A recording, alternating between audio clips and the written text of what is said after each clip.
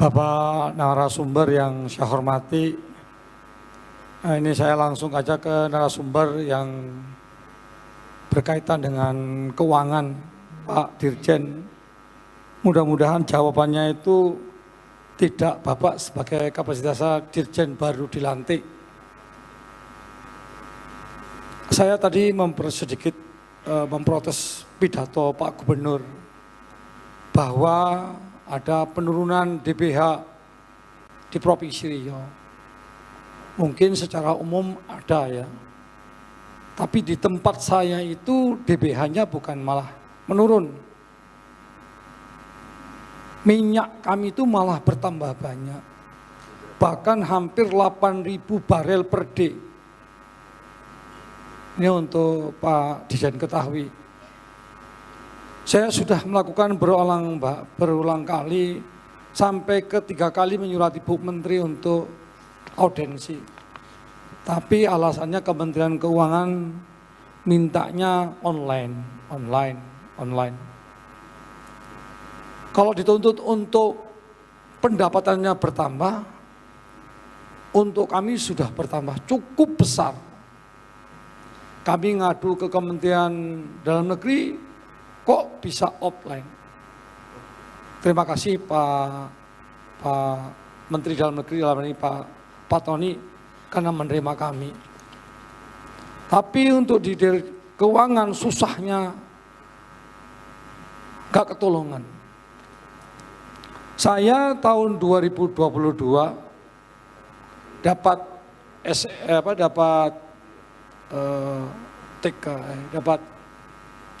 dana bagi hasil 114 miliar. Waktu itu hitungannya $60 per barel.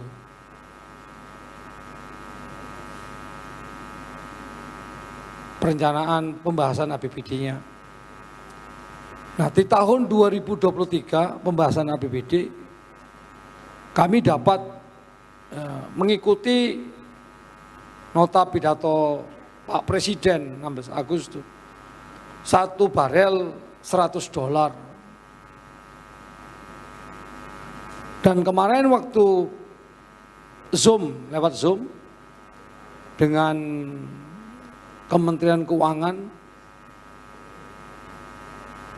tidak bisa menyampaikan dengan terang, didesak-desak barulah menyampaikan dengan terang bahwa $100 per barel. Sampai ke Bandung saya kejar orang ke Kementerian Keuangan. Juga tidak dihadiri oleh yang kompeten. Itu yang hadir itu waktu itu entah staf, tak tahulah. Sampai pada waktu itu saya ngomong, ini orang keuangan isinya nih iblis atau setan. Nah hari ini Pak, saya kejar lagi Bapak kemari. Saya mau tahu kejelasannya. Pertama, apakah penyusunan APBD 2023 itu pakai asumsi yang mana? $60 atau $80 yang Bapak sampaikan, atau $100 yang pidato Pak Jokowi yang benar? Ini ada 3 saya cermati tadi. Minyak meranti naik besar sekali. Minyaknya sudah tahun ini 13 sumur dibor. Ini untuk 2023 tambahannya 19 sumur. Berarti meranti itu bukan targetnya 2003 ini 1 hari 9.000 barel per day. Ini untuk Pak Dirjen ketahui. Jadi kalau seandainya kami naik, kami penghasilannya besar, dianggap penurunan, saya mengharapkan nanti Bapak keluarkan surat untuk penghentian pengeboran minyak di Meranti. Itu Pak. Jangan diambil lagi minyak di Meranti itu. Nggak apa-apa, kami juga masih bisa makan. Daripada uang kami dihisap sama pusat.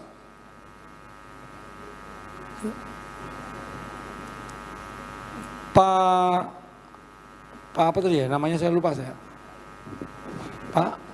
Pak Luki, ini untuk Pak Luki ketahui, kami ini di Riau 25,68% miskin, plus ekstrim. Miskin terbanyak itu di Meranti, di Riau. Di Riau itu ada di Meranti. Tapi kok teganya, minyak kami, duit kami tidak diberikan. Bagaimana cara penghitungannya yang pas? Hampir 8.000 barel per day. Mulai bulan 6 semenjak konflik Ukraina dan Rusia, minyak naik, tapi kok malah turun. Dan untuk Bapak ketahui, tahun ini kami menerima cuma 115 miliar. Naiknya cuma 700 juta saja. Liftingnya naik, asumsinya 100 barel per dolar lah, kok naiknya cuma 700 juta. Jadi untuk diketahui, selanjutnya DAU tahun ini 2022 gaji P3K Meranti itu seharusnya tanggung jawab pusat menjadi tanggung jawab kabupaten. Itu hebatnya, Pak.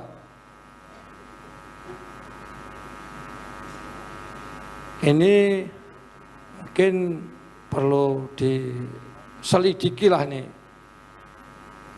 Saya kemarin juga dipanggil ketemu dengan Pak Tito.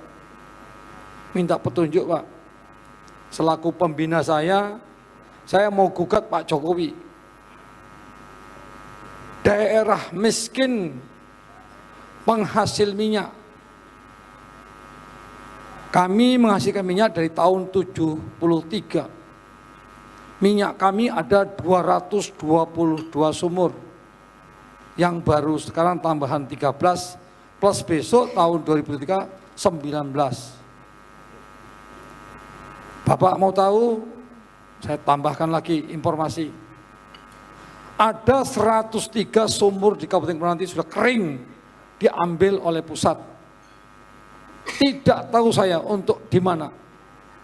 Oleh daerah penghasil, tapi juga daerah yang berbatasan, daerah yang pengolahan, dan daerah lainnya untuk sebagai pemerataan. Jadi kalau berdasarkan formula pasti kami bayarkan. Formulanya itu. Gitu Bapak.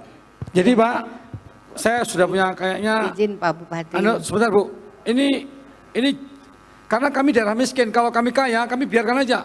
Mudah ambil 10 triliun pun nggak apa-apa. Kami daerah miskin, daerah ekstrim.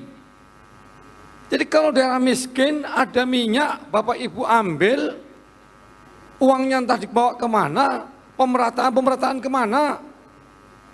Seharusnya kami ini yang menjadi prioritas. Karena Pak Jokowi 2024 wajib 0%.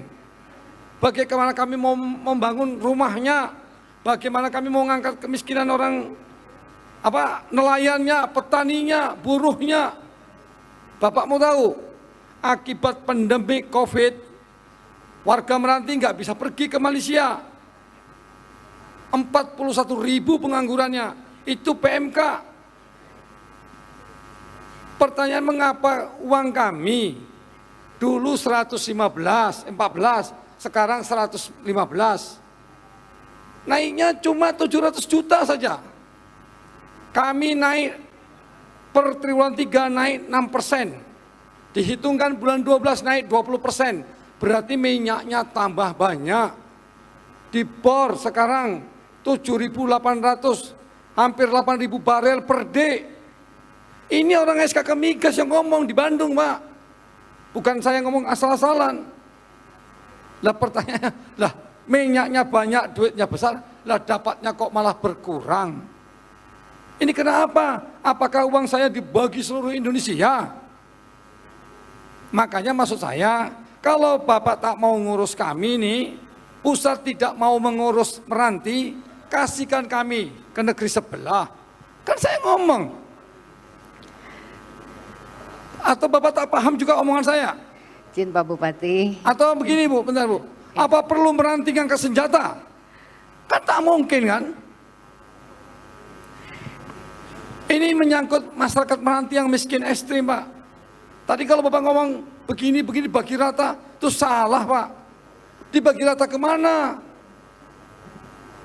Izin Pak Bupati, mungkin izin Pak Dirjen, dari pertanyaan Pak Bupati, mungkin ada hal yang harus dikomunikasikan kembali, Pak.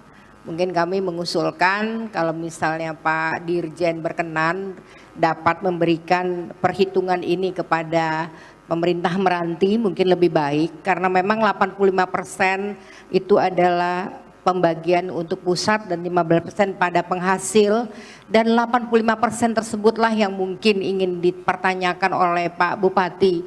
Sebenarnya tidak, kemana? Bu, tidak. Yang tetap yang seperti biasa. Oke. Saya tidak menuntut yang macam-macam, Pak. Yang seperti biasa. Kemarin 114 miliar. Itu kemarin 2022. Sekarang minyaknya naik. Liftingnya naik, dolarnya naik, lah dapatnya kok malah 700 juta rupiah tambahannya. Kena apa? Dulu hitungannya 60 dolar, sekarang 100 dolar. Bagaimana caranya? Sebaiknya gitu, Pak. Ya, mungkin Pak Bupati, izin ya Pak Dirjen, kalau misalnya dapat diagendakan pertemuan untuk konsolidasi ini lebih baik gitu. Ya kan, jadi biar Pak Bupati Meranti mendapatkan penjelasan untuk yang sejelas-jelasnya, karena kenaikan ini dibandingkan dengan harga per barel dan lifting yang juga naik, mungkin perlu penjelasan lebih lanjut Pak Dirjen. Gini deh konkretnya Bapak, nanti tolong timnya Bapak bisa ketemu tim kami. Nanti kami akan share, kita akan lihat perhitungannya seperti apa. Tadi saya sampaikan secara kebijakan, ada kebijakan baru di tahun 2023 ini, di mana bagi hasil itu juga diberikan kepada daerah yang berbatasan, bukan hanya daerah penghasil. Nanti silakan ya Pak ya, nanti timnya Bapak ketemu dengan tim saya. Sebentar Pak, ini saya mungkin sekali lepas ini saya tinggal Bapak nih. Bapak kami nih Pak, sekali lagi ngomong, 25,68% miskin. Pak, BPS 2021. Di Riau paling miskin itu nomor 11 Rohil 11%. Saya 25,68% miskin.